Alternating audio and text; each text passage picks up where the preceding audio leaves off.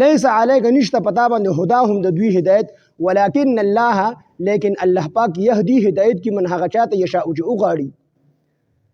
دا آیات نبی علیه الصلاۃ والسلام صحابه ته چې کوم دی حکم وکړو چې مشرکین مکه ولبا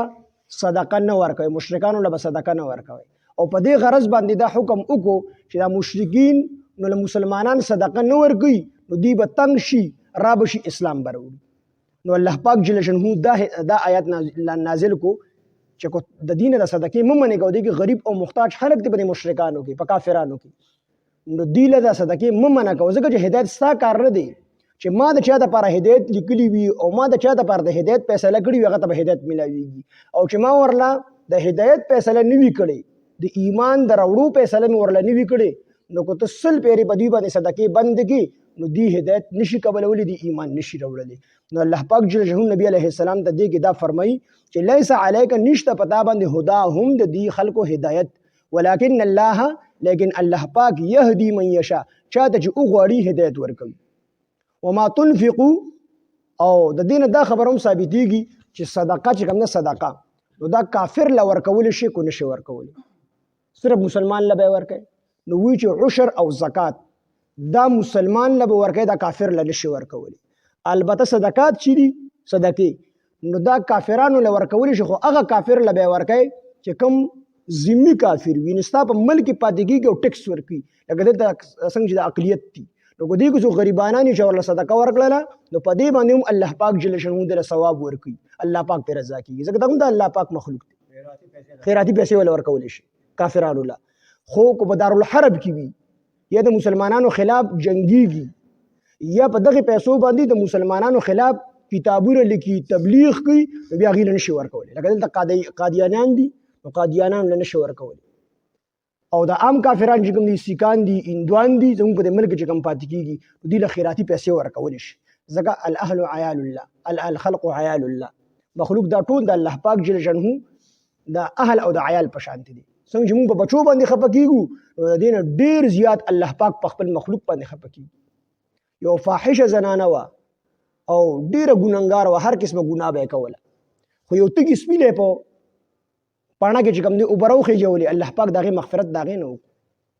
یو نیک زنانه وا خو پښو چې کوم دی تړلې وا هغه سروانه کړي نو پښو او تړله نو نی پښو له خپل باندې سور کول چې هغه خپل دیو د صحیح هغه خوړلې او نی پښو پر خودله چې هغه ځان له خپل باندې خوراک حاصل کړي الله پاک جل شانه د هغه د جهنم فیصله وکړي.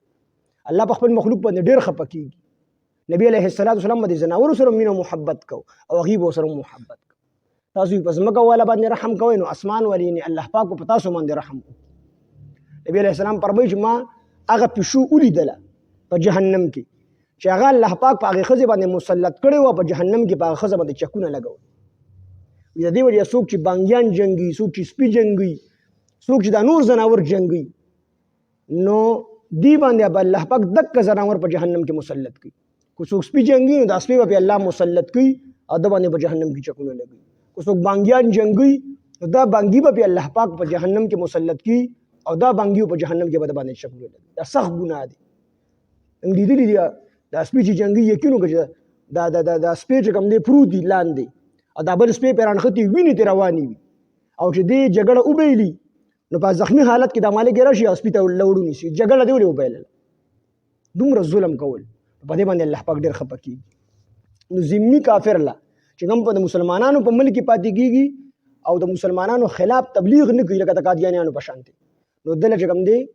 صدقې ورکول شي خیراتي پیسې ولا ورکول شي. لیس علیک نشته پتا باندې هداهم د دوی هدایت ولکن الله لیکن الله یهدی هدایت کی من یشاء چاته جو غواړي. وما تنفقوا او هغه څه تنفقوا چې تاسو ورکوي من خیر د سمان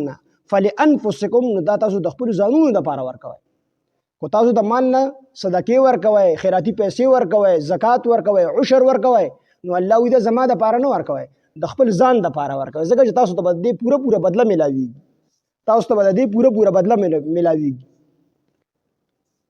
وما تنفقوا هغه تاسو ورکوي من خیر د سمان نه فلانفسکم نو تاسو د لپاره د ځانونو لپاره دي. وما تنفقون او تاسو نه خرج کوئ تاسو نه ورکوئ الا ابتغاء وجه الله د الله د رضا د حاصلولو لپاره یعنی تاسو تاسو چې ورکوي دا اس نه ورکوي دا الله د حاصلولو لپاره ورکوي چې الله رضا شي تاسو ته بدلی پوره بدله ورکوي نو دا تاسو د الله د لپاره نه ورکوي یعنی په حقیقت کې دا تاسو د خپل ځان د لپاره ورکوي دا الله د رضا د لپاره ورکوي خو الله چې کله رضا شي تاسو له بدلی پوره بدله ورکي درکي نو الله فرمایي چې وما تنفقوا او هغه چې تاسو خرج کوئ من خیر د سمالنا یوفا پوره بدله به درکړي شي الیکم تاسو ته وانتم لا تظلمون او په تاسو باندې به ظلم نشي کولی نو پوره بدله بدل الله پاک درکړي من جاء بالحسنه فله 10 امثالها چا چې یو نیکی وکړه د یوې نیکۍ ثواب الله پاک یو په لس باندې ورکړي